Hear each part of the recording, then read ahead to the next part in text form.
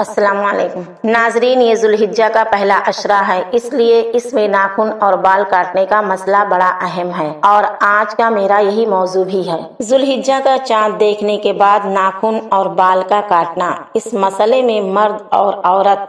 سب یکساں و برابر ہیں،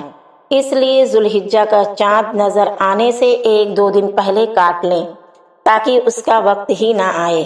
مسلم کی ایک روایت میں ام سلمہ رضی اللہ تعالی عنہا سے مروی ہے کہ آپ صلی اللہ علیہ وسلم نے فرمایا، جب تم ذوالحجہ کا چاند دیکھ لو اور تم میں سے کوئی قربانی کا ارادہ رکھتا ہو تو وہ اپنے بال اور ناخن نہ کاٹے، لیکن یہ حکم استحبابی ہے جو مستحب اور افضل ہونے ہی پر دلالت کرتا ہے۔ اب اگر کوئی ذوالحجہ کا چاند دیکھنے کے بعد قربانی کرنے سے پہلے اپنے ناخن اور بال کاٹ لیتا ہے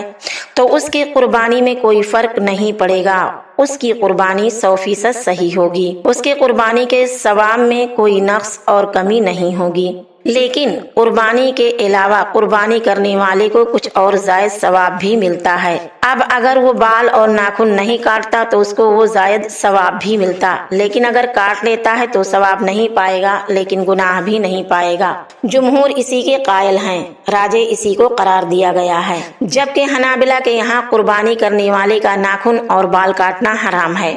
امام شافعی کے یہاں مکروہ تنزیہی ہے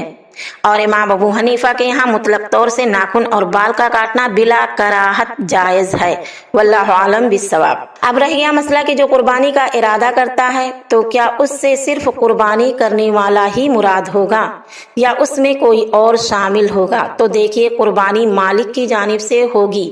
تو اس میں پورے گھر والے شامل ہوں گے، باپ قربانی کر رہا ہے تو اس میں بیوی بچے سب شامل ہوں گے، ان میں سے ہر ایک کے لیے چاہے مرد ہوں یا عورت ناخن اور بال کا نہ کاٹنا ہی مستحب اور افضل ہے۔ اب رہ گیا وہ شخص جو قربانی کی طاقت ہی نہ رکھتا ہو تو اس کا کیا حکم ہے؟ تو قربانی نہ کرنے والے شخص کے ناخن اور بال نہ کاٹنے کے سلسلے میں کوئی صحیح حدیث وارد نہیں ہے، اس لیے وہ کاٹ سکتا ہے، اس کا حکم قربانی کرنے والے کے حکم سے مستثنی ہوگا، واللہ عالم بالصواب۔